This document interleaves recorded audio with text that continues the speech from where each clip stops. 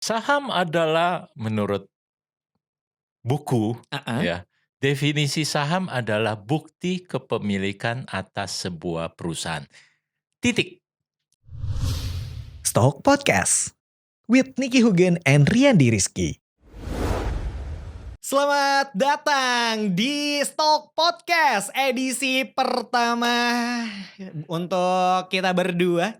Ada saya Riyandi Rizky dan juga ada NH. Pak NH alias Pak Nicky Hugen. Nah, kalau misalkan ada yang bertanya-tanya Stock Podcast itu apa? Stock itu sebenarnya singkatan ya Pak ya? Ya, Kepanjangan dari stock Talk. talk. Iya, kurang lebih nanti kita akan ngomongin tentang seperti apa itu saham, terus isu-isu apa yang lagi menarik untuk kita kulik gitu ya Pak ya. Siap. Nah tapi mungkin yang bertanya-tanya nih, kenapa harus ada Pak NH nih? Mungkin ada yang belum kenal nih sama Pak NH nih ya. Pasti banyak yang Pasti belum banyak ya. kenal.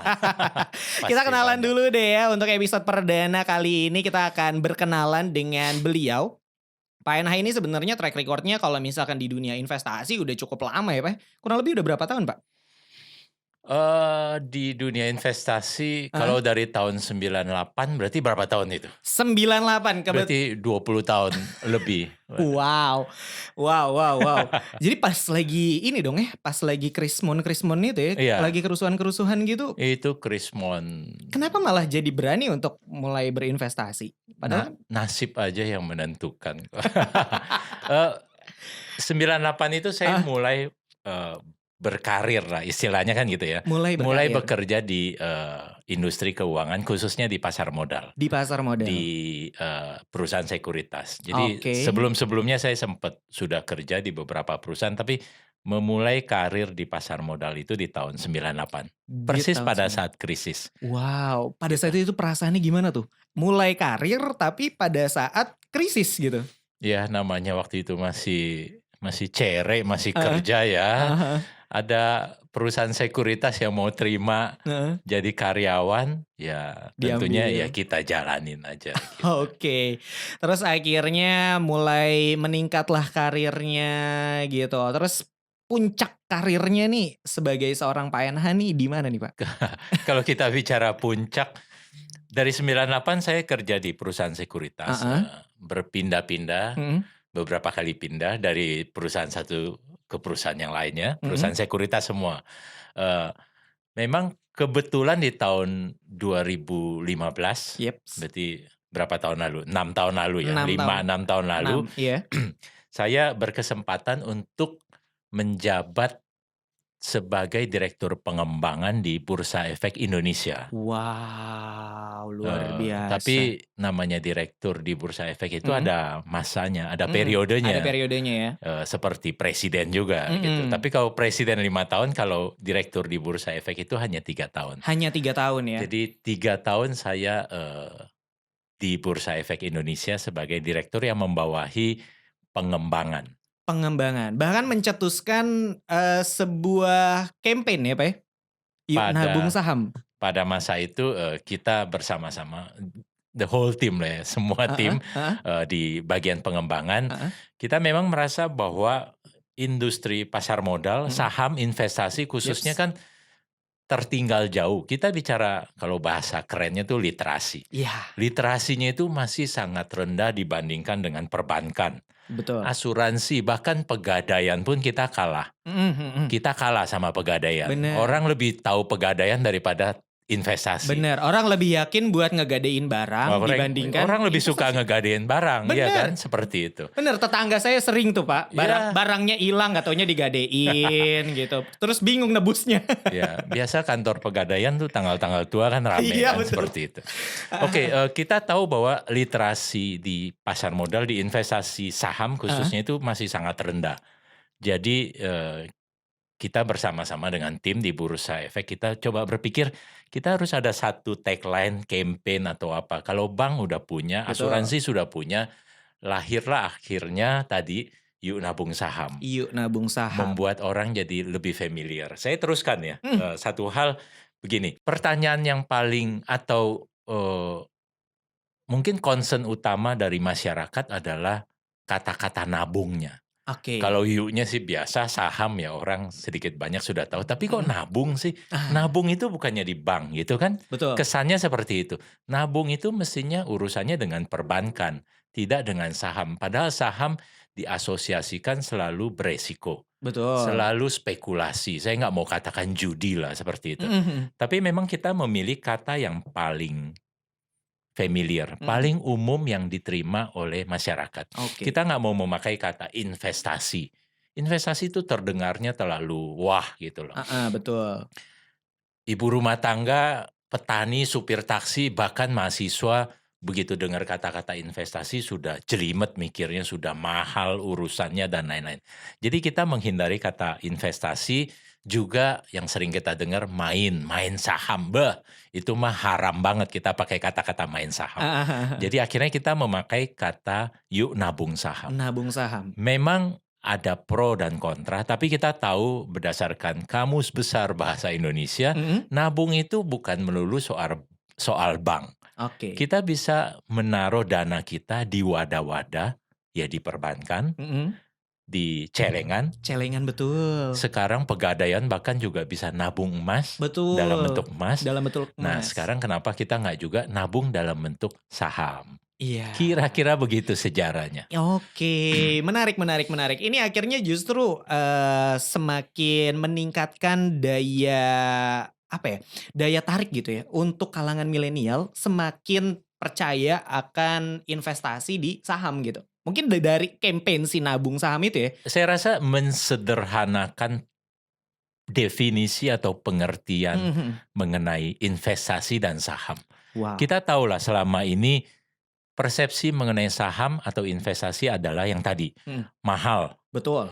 jelimet, Jelimet, orang-orang pinter doang yang bisa kesannya kayak gitu, itu ya kan? dia, Spekulasi, resiko, judi, dan lain-lain. bener. Kita meluruskan kembali definisi yang sebenar-benarnya. Nah, Itu yang penting. itu dia nih. Kenapa makanya akhirnya ada podcast, Stalk Podcast ini ya. Itu tujuannya, kita Hmm, pengen memperjelas, mungkin banyak yang masih agak ragu-ragu nih yang lagi dengerin gitu ya. ya, Ah, pengen coba saham tapi nggak ngerti gitu, pusing gitu. Kita coba sederhanakan di Stalk Podcast ini, gitu. cakep. Nah, jadi kalau misalkan menurut Pak NH nih, Ya, saham itu apa sih? saham adalah menurut buku, Heeh. ya, definisi saham adalah bukti kepemilikan atas sebuah perusahaan. Titik. Saya nggak mau memperpanjang itu. Oke. Artinya kalau saya membeli saham perusahaan A, Mhm. saya adalah pemilik perusahaan A. Oke. Sesederhana itu. Mari kita kembali ke textbook. Anak saya waktu umur atau waktu kelas 5, Mhm. dia sempat hafal-hafalan dan saya sempat nguping, dia bilang, "Saham adalah bukti kepemilikan atas sebuah perusahaan." Betul, memang Oke. seperti itu, Heeh. ya. Jadi, terlalu banyak persepsi yang keliru, Mhm. yang mengacaukan itu Mhm. atau membuat itu jadi salah kaprah seolah-olah saham itu sesuatu yang tadi, spekulasi dan lain-lain. Saya beli saham seolah-olah dianggap orang yang apa ya, mengambil resiko Betul, besar betul. ataupun, hal-hal lain yang kesannya negatif. Mhm. Padahal kalau saya membeli saham, saya adalah pemilik perusahaan telekomunikasi yang terbesar itu, Oke. perusahaan farmasi, perusahaan otomotif, Mhm. bank, atau apapun, dan saya adalah pemiliknya. Apa yang saya dapatkan sebagai pemilik? Ya hak saya sebagai pemilik perusahaan. Mhm. Perusahaan untung, saya dapat bagian keuntungan. Kita sering dengar namanya dividen. Dividen, Oke, betul. perusahaan untung saya dapat. Mhm mhm. Nama saya tercatat sebagai pemilik perusahaan.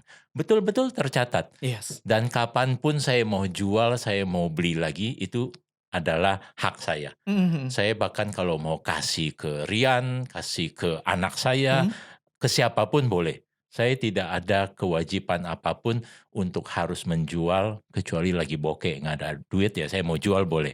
Tapi di luar itu saya bisa simpan itu selama-lamanya, Oke. gitu. Jadi sebenarnya semudah itu untuk memahami apa itu saham ya, Pak, ya? Sesederhana itu. Sesederhana Iya, itu. Iya iya iya. iya, Berarti, sebenarnya semua orang bisa main saham? Bukan istilah main saham, nabung saham. Nabung saham, nggak boleh Nabung saham. kata-kata main saham. Betul. Karena kita bicara investasi nabung, ya Nabung saham. seperti itu. Ada saya lanjutkan dengan kata-kata main gitu ya. Oke. Persepsi atau yang sering kita dengar selama ini adalah main saham. Dan itu yang menurut saya pribadi itu yang merusak Citra saham. citra daripada saham. Oke. Seolah-olah saham itu mainan. Nggak benar banget. Orang saham itu bukti kepemilikan kok tadi. Saya beli saham, saya jadi pemilik perusahaan atau bank terbesar di Indonesia. Kok saya dibilang main saham? Oh, saya pemilik perusahaan, owner gitu loh. Jadi kata-kata main itu yang harus kita tinggalkan. Dan itu tidak boleh kita pakai. Karena sekali lagi itu yang memberikan persepsi yang negatif selama ini terhadap saham. Betul. Iya. Berarti sekarang kalau misalkan mau ngomongin saham, istilahnya tuh udah harus nabung saham nih ya. Nabung saham, investasi saham. Investasi saham. Nggak apa-apa. Sekarang Iya. anak-anak udah pinter semua. Milenial pinter. Betul. Iya. Iya, makanya kan kenapa kita akhirnya bikin podcast ini untuk semakin ya meliterasi lah ya para milenial untuk semakin sering atau semakin yakin untuk nabung saham. Kenapa sih perlu nabung saham kan? Poinnya itu kan. Kenapa tuh, Pak? Kenapa perlu? Kenapa tuh, Pak? Oke. Ya kenapa? Kok saya yang nanya ya? Oh iya. Gitu. Tapi kenapa perlu nabung saham? Oke. Kita tahu gini, kalau kita punya uang ya, uang kita tuh kadang ada yang dipakai untuk 1 minggu ke depan, 3 bulan ke depan, 6 bulan ke depan.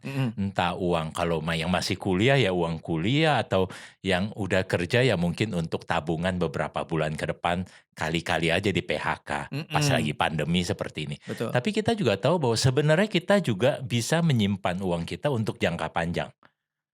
Untuk mungkin nanti nikah, untuk nanti umroh ke anak kuliah, anak lahir, atau bahkan untuk pensiun, itu adalah dana-dana jangka panjang yang tidak seharusnya saya simpan dalam bentuk tabungan. Oke. Tabungan saya nggak bilang nggak perlu, kita butuh tabungan. Tapi tabungan adalah sesuatu yang kita taruh untuk uang dana jangka pendek kita. Oke. Jangan dicampur adukan. Tapi kalau dana jangka panjang kita taruh di instrumen jangka panjang. Dalam hal ini adalah saham tadi. Kenapa disimpan di jangka panjang? Karena dalam jangka panjang, instrumen-instrumen yang jangka panjang tadi akan memberikan imbal hasil atau return atau keuntungan yang lebih tinggi daripada yang jangka pendek dan inflasi. Orang sering dengar inflasi, kita tahu lah sekarang setiap tahun kan pasti harga barang naik kan. Kita bicara apapun lah, makanan kek, pakaian kek, dan segala-gala biaya itu dari tahun ke tahun itu ada kenaikan. Dan kalau kita hanya taruh di tabungan, berapa sih bunga tabungan kita? 1%, 2%? Nggak banyak lah ya. Nggak banyak kan? Nggak banyak pasti. Apanya? Bunganya nggak banyak atau dananya nggak banyak nih? Bunganya. Jadi pasti dananya segitu-segitu aja gitu. Iya kan? Nggak terlalu jauh gitu. Saking kecilnya kita nggak peduli lagi. Iya kan? Betul. Padahal 1-2% tidak cukup untuk ngelawan kenaikan harga tadi. Sepakat. Kita harus smart, pintar untuk nyimpan uang kita di instrumen yang jangka panjang supaya tidak kalah dengan yang namanya inflasi. Itu dia. Berarti tujuannya nabung saham itu untuk mempersiapkan masa yang akan datang sebetulnya. Benar. Dan yang namanya nabung kan berarti harus rutin gitu ya Pak. Berarti paling nggak setiap bulan harus berapa lot gitu. Iya, kalau setiap bulan ada dana lebih ya dibelikan seperti itu. Iya, itulah ya. Itu semangat daripada yuk nabung saham itu. Yuk nabung saham toh. Berarti kita semakin yakin bahwa saham itu nggak sulit untuk dipelajarin. Makanya nanti di episode selanjutnya kita juga akan ngobrol-ngobrol sama para pelaku saham yang ikut campur lah di dunia saham gitu ya. Termasuk kayak emiten-emiten, terus juga kita akan ngobrol sama perusahaan sekuritas. Gitu. Jadi nanti akan semakin meyakinkan para pendengar nih sekarang biar makin tahu dan makin yakin untuk semakin nabung saham. Iya. Itu dia. Harus itu. Oke, terus kenapa nih Pak? Justru malah di era pandemi nih ya, ini kalau misalkan kita ngomongin kondisi sekarang, di era pandemi ini justru orang yang nabung saham tuh makin meningkat? Sebenarnya kalau kita bicara 98, saya bicara dulu, Dulu, namanya oke. orang tua biasa bicaranya kan dulu gitu ya. Heeh, 98 itu masa belum internet mungkin belum ada, saya rasa 98 belum ada mhm, internet dan lain-lain. Segala sesuatu termasuk di lantai bursa, mhm, perdagangan saham mhm, masih dilakukan secara manual. oke. Karena masa itu semua masih dilakukan secara manual, otomatis biaya atau biaya ataupun deposit awal untuk seseorang masyarakat Mhm, menjadi investor itu butuh minimal 25 juta, ada yang 50 juta, oke, betul. seperti itu. Heeh, Mahasiswa ya pasti nyerah deh, 10 juta, 25 juta nyerah, seperti itu. heeh, Tapi berkembangnya teknologi, terima kasih kepada teknologi, berkembang terus saham dulunya fisik, sekarang sudah tidak ada fisik, semuanya dalam bentuk scriptless, mhm, non warkat. Kemudian lantai bursa yang dulu rame dengan yang namanya floor trader, mhm, sekarang sudah kosong karena semua sudah dilakukan secara elektronik. betul. Transaksi secara remote maupun mobile, seperti itu. Mhm, Dengan kemajuan teknologi seperti itu membuat, eee, aktivitas tuh berjalan dengan efisien. mhm, Karena efisien dan lain-lain akhirnya deposit terhadap, pembukaan rekening itu akhirnya lambat laun menurun. Sampai saat ini 100 ribu bahkan ada yang 50 ribu kita sudah bisa buka rekening iya, saham.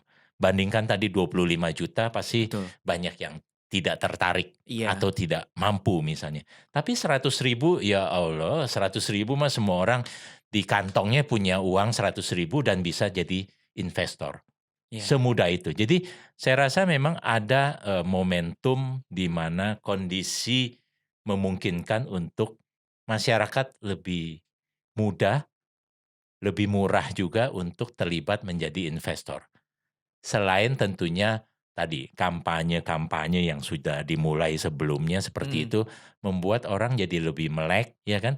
Oh yeps. begitu dengar saham sekarang udah nggak takut, karena, "Oh 100 ribu saya bisa kok." Kalau dulu kan dengar saham 100 ribu nggak Mana cukup, mana dapet, dapat, harus iya, 20 tinggalin, udah iya, nggak usah dengar gitu iya iya, kan. bener bener bener Tapi bener. sekarang kan orang jadi lebih lebih tertarik, 100 ribu kenapa nggak coba misalnya kan, Betul, atau nggak belajar. Dan kita tahu bahwa, zamannya medsos, zamannya digital mhm, sekarang kan sedemikian banyak influencer, komunitas investor, dan lain-lain. Orang dengan mudah mendapatkan akses saham itu apa sih dan lain-lain seperti itu. iya, Podcast-podcast seperti ini kan adalah pembelajaran untuk masyarakat jadi lebih lebih lebih apa ya, lebih familiar, lebih tahu gitu ya, betul hal betul. sebenarnya mengenai saham dan lain-lain.